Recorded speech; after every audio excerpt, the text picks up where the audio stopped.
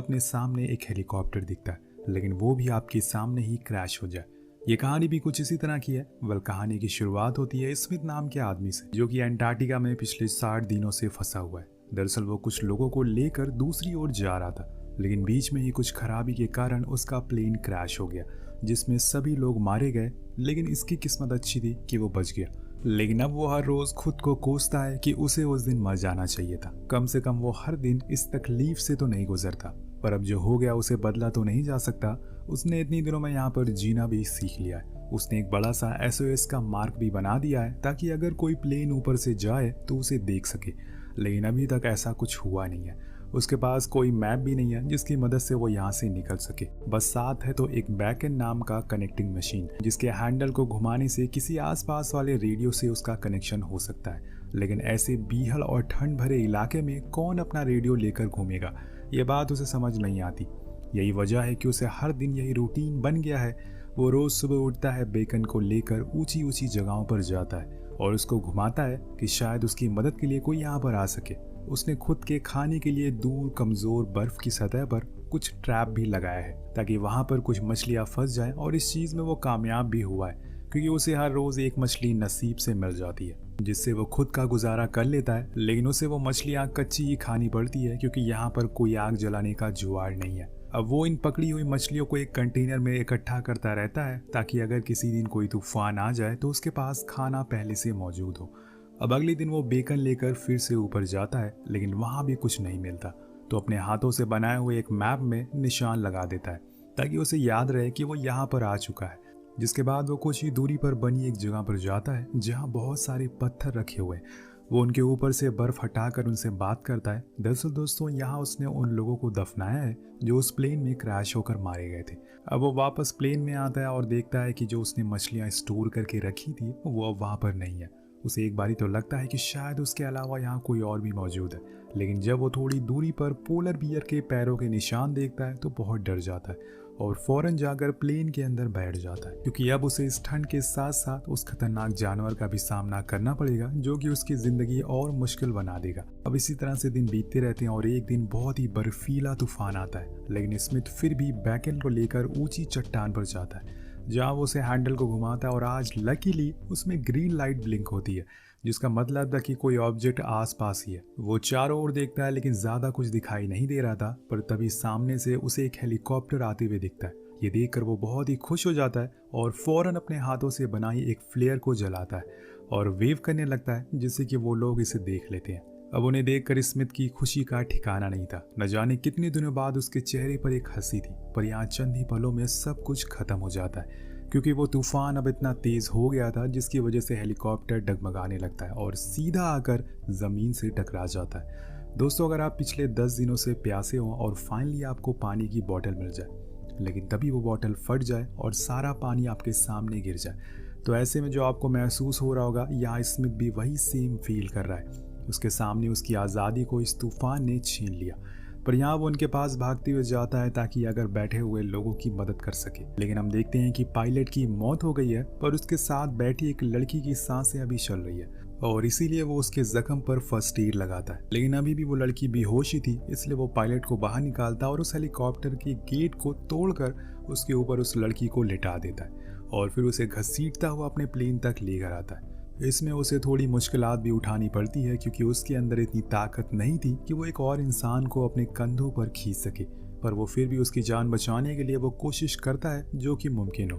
और फाइनली उस लड़की को होश आ जाता है, तो इसमें तो उसे पूछता है कि क्या तुम्हें हाथ पैर काम कर रहे हैं, लेकिन वो कुछ जवाब नहीं देती, क्योंकि उसे इंग्लिश नहीं आती थी। पर वो कुछ कहने की कोशिश करती है, लेकिन इसमें समझ नहीं पा रहा था और अगले ही पल वो लड़की फिर से बेहोश हो जाती है। इसमें तब उसके पास एक नोट रखकर दोबारा से उसी हेलीकॉप्टर के पास चला जाता है, जहां वो सबसे पहले तो पायलट की लाश को दफना देता है और वैसे ही सेम उसके ऊपर भी पत्थर रख देता है। इसके बाद वो हेलीकॉप्टर के अंदर कुछ जरूरत के सामानों को ढूंढना शुरू कर देता है। इसमें उसे एक आर्टिक का मैप मिलता है और साथ में लाइटर, जमे हुए नूडल्स और एक स्टोव मिलता है। पर आखिर में उसे एक फोटो भी मिलती है जिसमें एक बच्ची भी थी, यानी कि ये दोनों हस्बैंड वाइफ थे। अब ये देखकर स्मिथ को बहुत बुरा लगा, क्योंकि शायद इनकी जान उसी की वजह से गई होगी, क्योंकि अगर वो उसे खुद के पास नहीं बुलाता तो वो बच जाती। लेकिन जो होना था वो तो होकर रहेगा। अब ये सब सामानों को लेकर वो अपने प्लेन में आ जाता है और उस लड़की की हालत को चेक करता है, लेकिन वो अभी भी बेहोश ही थी। 2 दिन बाद यहाँ ठंड का मौसम आ जाएगा जिसमें गुजारा करना किसी आम इंसान की बात नहीं होगी, क्योंकि उस समय रात में तापमान -40 डिग्री तक पहुंच जाता है और इसी बात का डर अब स्मिथ को सता रहा था। इसके बाद वो फिर से प्लेन में आ जाता है और उस लड़की के जख्म की मरहम पट्टी करता है, पर इन सब के बीच में उसे ठंड लग रही थी, इसलिए वो उस गैस स्टोव को जला लेता है और उसे खुद के हाथ को सेकता है। और तभी उसे कुछ आवाज़ें आती है। जब वो बाहर जाता है तो देखता है कि उसके ट्रैप में वो मछली फंस गई है। वो उसे लेकर अंदर आता है, जो नूडल मिले थे वो उसमें मछली को मिक्स कर देता है और आज उसने तकरीबन 6 महीने बाद गर्म खाना खाया है। लेकिन ये उसके लिए काफ़ी नहीं है, उसे कैसे भी करके यहाँ से बाहर निकलना है और इसीलिए वहाँ से मिले हुए मैप में वो अपने बनाए हुए मैप से मैच करता है और कुछ चीज़ों को टिक करता है। वो उस लड़की को भी कुछ खाना खिलाता है, लेकिन वो अभी बेहोश ही पड़ी थी, इसलिए वो खाने को खा नहीं पा रही थी। अब यहाँ उसे उसकी फिक्र थी, पर वो कर क्या सकता है। अगली सुबह वो फिर से मशीन लेकर ऊपर चट्टान पर जाता है, लेकिन हर बारी की तरह उसके हाथ कुछ नहीं लगता। वो निराश होकर वापस लौट आता है। अब वो अब ज़्यादा दिन तक ऐसे नहीं बैठ सकता, क्योंकि उसके ऊपर अब उस लड़की की भी जिम्मेदारी आ चुकी है। वो ऐसे में उसे मरने तो नहीं दे सकता और इसीलिए वो उसके लिए एक आखिरी ट्राई मारना चाहता है। अब वो उस मैप को चेक करता है, जहाँ उसे एक साइन मिलता है जो रेस्क्यू साइट का था, जहाँ पर आए दिन हेलीकॉप्टर आया करते थे, लेकिन वो जगह यहाँ से मीलों दूर है। वहाँ तक पहुँचने के लिए उसे बहुत हिम्मत चाहिए, पर अब उसने ठान लिया है कि यहाँ बैठकर मरने से अच्छा है कि कोशिश करके वो मरे। इसलिए वो तैयारी करना शुरू कर देता है। पहले तो कुछ मछलियाँ पकड़ता है और फिर ढेर सारा पानी जमा करता है। इसके बाद वो एक नोट बनाकर प्लेन में रख देता है, ताकि कोई भी वहां से गुजरे तो इस प्लेन को देखे तो उसे पता चल सके कि वो किस लोकेशन पर जा रहे हैं। अब इसमें आखिर में जो सबसे बड़ा काम करता है वो करता है, यानी कि उस लड़की को ऐसी चीज पर लेटाना जिसमें वो उसे खींच सके। और यहाँ वो अपने स्लीपिंग बैग का इस्तेमाल करता है, उसके अंदर उसे लेटा देता है और उसी स्लेट को अपनी कमर में बांध लेता है। अब जाने से पहले वो अपने प्लेन को देखता है, जिसमें उसने अपनी जिंदगी के कई महीने तन्हाई गुजार दिए, पर अब उसके पास मौत या फिर जिंदगी 2 ही रास्ते बचे हुए हैं। अगर उसे रेस्क्यू पॉइंट पर कोई मिला तो वो जिंदा बच जाएगा, अगर नहीं मिला तो उस लड़की के साथ साथ वो भी कुछ दिनों के अंदर ठंड से मारा जाएगा, क्योंकि उसके पास अब कोई शेल्टर नहीं है। उस एरिया में बहुत से पोलर बियर भी घूमते रहते हैं, तो उससे उनसे भी सावधान रहना है। अब स्मिथ अपना सफर शुरू करता है और रास्ते भर उस लड़की से बातें करता रहता है, ताकि उसे ये ना लगे कि वो अकेली है। उसे एक उम्मीद मिलती रहे। वो उसका सही से ख्याल भी रखता है, थोड़े थोड़े समय पर पानी भी पिलाता है और आराम आराम से आगे बढ़ता रहता है। लेकिन इतने बर्फ में किसी इंसान को खींच पाना आसान नहीं था, इसलिए उसे बहुत मुश्किल होती है। एक जगह पर रुककर वो अपना मैप को देखता है और अंदाजा लगाता है कि उसे और कितना दूर चलना है। अब यहाँ उसे पता चलता है कि उसकी दूरी अभी तकरीबन 45 किलोमीटर है, जिसे पूरा करने में अप्रॉक्स 8 दिन लगेंगे। अब स्मिथ फिर से चलना शुरू कर देता है, पर कुछ ही देर बाद अंधेरा हो जाता है और उसे एक शेल्टर चाहिए था, क्योंकि ठंड अब 50 के पार पहुंच गई है। ऐसे में खुले में सोना मौत को दावत देने के बराबर है। वो दोनों के लिए एक इग्नू बनाता है। दरअसल इग्नू उसे कहते हैं जो बर्फ में रहने वाले अक्सर बनाया करते हैं जब वो ऐसे ही किसी सफर पर जाते हैं। अब स्मिथ भी ऐसे ही बनाता है और उसमें रात गुजारता है। यहाँ कुछ ऐसा ही करता है और फिर वो लड़की को अंदर ले जाता है, जहाँ वो खाना बनाता है और उसे भी खिलाता है। अब अगले दिन वो फिर से अपनी कमर पर उसे बांधता है और निकल जाता है, लेकिन आज पहले के मुकाबले ज़्यादा ठंड है, इसलिए उसे ज़्यादा दिक्कत हो रही है। काफ़ी देर चलने के बाद वो एक जगह पर पहुंचता है, जहाँ उसे कुछ सामान मिलता है, जिसमें रस्सियाँ और कुछ खाने पीने की चीज़ें थी, क्योंकि उसी ने कुछ दिन पहले यहाँ पर रखी थी। उसे वो ले लेता है और फिर से आगे बढ़ना शुरू कर देता है। अब कुछ देर बाद वो एक ऐसी जगह पर पहुंच जाता है जो कि मैप में थी ही नहीं। ये असल में एक पहाड़ था, जिसके ऊपर खुद को अकेले चढ़ना आसान था, लेकिन किसी को खींच कर चढ़ना बहुत ही ज़्यादा मुश्किल। वो फिर भी कोशिश करता है, क्योंकि इसके अलावा अगर कोई और रास्ता उसने चूज़ करा था तो उसे और एक्स्ट्रा 5 दिन लगेंगे, जिसमें खाना भी एक्स्ट्रा लगेगा, जो कि उसके पास नहीं है। सबसे बड़ी बात उस लड़की की जान, जो कि अब कभी भी जा सकती है। इसलिए स्मिथ पहले तो खुद अकेले चढ़ता है और फिर वहाँ से रस्सी बांधकर उसे स्लेट को खींचना शुरू करता है। हालांकि वो उसे कुछ दूर तक खींच लेता है, लेकिन जब ऊपर खींचने की बारी आती है तो वो रस्सी छूट जाती है और वो लड़की सीधा नीचे गिर जाती है। और यहाँ पर स्मिथ को समझ आ जाता है कि ये मुमकिन नहीं है, इसलिए वो फिर से मैप देखता है और उसे बार बार वही रास्ता दिखाई दे रहा था, पर यहाँ पर उसके दिमाग में वही बातें आ रही थी कि इसके अलावा कोई और ऑप्शन नहीं है। इसलिए वो ठान लेता है कि वो उस लड़की की जान बचा कर रहेगा, क्योंकि उसके हस्बैंड ने उसकी वजह से खुद की जान गंवाई है और उसे बचाने के चक्कर में वो ये उधार उसका चुका कर रहेगा। वो अपना सारा सामान ऊपर से उतारता और अब उसी लंबे वाले रास्ते की ओर चलना शुरू कर देता है, लेकिन रात गुजारना बहुत ही मुश्किल हो रहा था, अब इसमें चारों ओर देखता है कि कहीं उसे कोई शेल्टर मिल जाए। तभी उसे एक गुफा मिल जाती है जो शायद किसी पोलर बियर की बनाई हुई होगी, लेकिन अभी वो वहाँ पर नहीं है, इसलिए वो दोनों वहीं रुक जाते हैं। कुछ देर गुजारने के बाद वो खाना बनाता है, लेकिन अब गैस खत्म हो चुकी है, यानी कि इसके बाद अब आने वाले दिनों में उन्हें कच्चा ही खाना खाना पड़ेगा।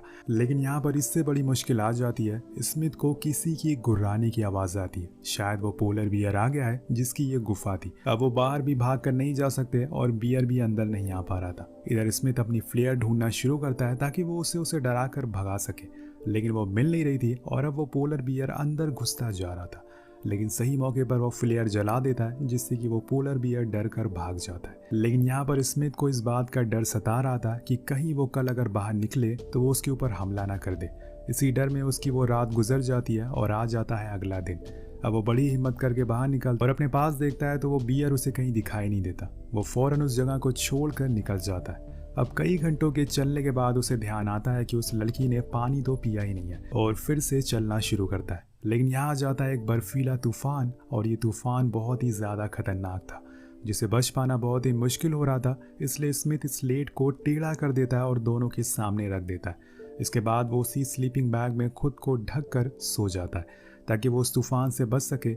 जब उसकी आँख खुलती है तो वो पूरा बर्फ से ढका हुआ था। वो फौरन उठता है और उस लड़की को भी उठाता है, लेकिन वो देखता है कि उस लड़की के मुंह से खून आ रहा है। अब वो उसके घाव को चेक करता है और उसे पता चलता है कि उसे इन्फेक्शन हो गया है। यहाँ वो लड़की भी कुछ रिएक्शन नहीं दे रही थी, इसलिए स्मिथ को लगने लगा था कि शायद वो मर गई है। इसलिए उसके दिमाग में अब ये ख्याल आने लगते हैं कि उसे अब आगे ले जाने का कोई फायदा नहीं है और उसे वहीं छोड़ देना चाहिए। बड़ी ही देर बाद वो फैसला कर लेता है कि वो अकेले ही आगे बढ़ेगा। उसकी फैमिली की फोटो वो उसके पास रख कर चला जाता है, लेकिन कुछ दूर चलने के बाद वो एक खाई में गिर जाता है, जिसमें कि उसके पैर की हड्डी टूट जाती है।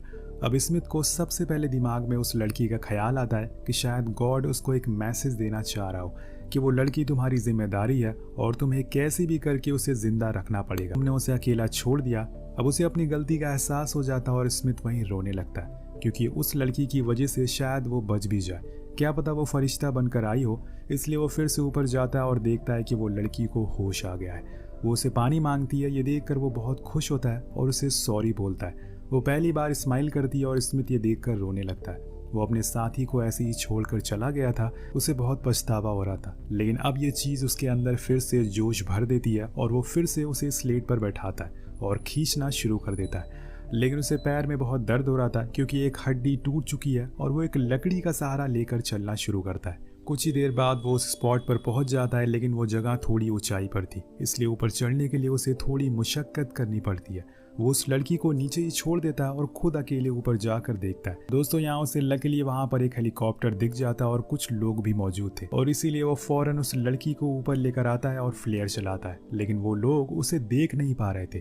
कुछ देर बाद वो अपनी जैकेट उतार कर उसमें आग लगा देता है ताकि वो धुएं को देख सके, लेकिन इससे भी कोई फायदा नहीं हो रहा था। इसलिए वो उस लड़की को बाहर निकालता है और उसे लेकर चिल्लाते हैं। दोनों मिलकर चिल्लाते हैं कि देखो, हम लोग यहाँ पर जिंदा हैं, प्लीज़ हमें बचा लो।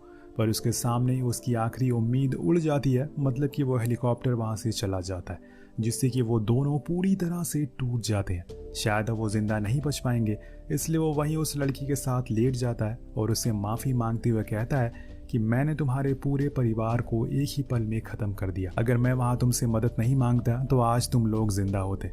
स्मिथ उसका हाथ पकड़ता और वहीं लेट जाता है, और मरते हुए भी उसने उसका साथ नहीं छोड़ा। वो एक गहरी नींद में चला जाता है। लेकिन तभी दोस्तों हम देखते हैं कि उसके बालों को उड़ते हुए, और यहाँ एक चमत्कार होता है क्योंकि पीछे से हेलीकॉप्टर वापस आ चुका था, क्योंकि उन लोगों ने इन दोनों को देख लिया था। वो लोग स्मिथ और उसके साथी को रेस्क्यू कर लेते हैं, और स्मिथ कई महीनों से यहाँ पर फंसा हुआ था, लेकिन उसके अंदर कभी इतनी हिम्मत नहीं आई कि वो उस रेस्क्यू पॉइंट तक जाए। लेकिन जब वो लड़की आई तो उसने उसे हिम्मत दी, और इसीलिए कहते हैं कि कभी कभी कुछ अनजान लोग भी हमारी ज़िंदगी में कुछ ऐसी